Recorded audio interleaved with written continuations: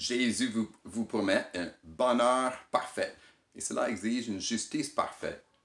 Voilà ce qu'il nous dit dans les Béatitudes. Heureux ceux qui ont faim et soif de la justice, car ils seront rassasiés. Faim et soif de la justice parfaite. Faim et soif de Jésus le juste.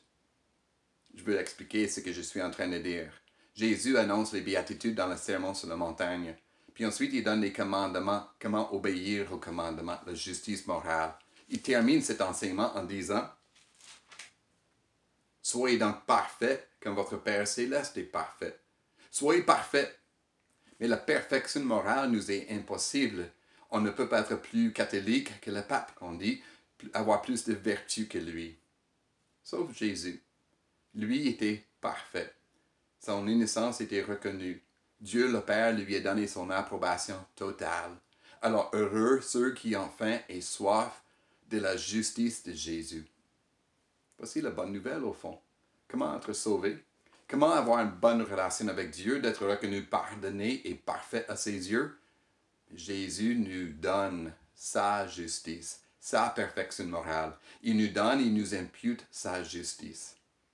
On le décrit parfois avec une image d'un manteau. Disons, pour vivre en bonne relation avec Dieu, il faut porter un manteau qui est propre. Mais le nôtre est sale à cause de nos fautes. Jésus nous donne son manteau. Nous portons le manteau propre de Jésus, nous portons sa justice. Et alors Dieu nous accueille parfait à ses yeux, juste. Alors nous avons faim et soif de la justice de Jésus. Nous avons faim et soif de Jésus. C'est dimanche. D'habitude, nous sommes réunis en église. On écoute la parole de Dieu, on chante, on prie. On est à la table de notre Seigneur pour manger le pain et boire le vin. Manger le corps et boire le sang de Jésus. Manger et boire pour que le Christ soit en nous. Oh, nous avons faim et soif de Jésus dans notre vie.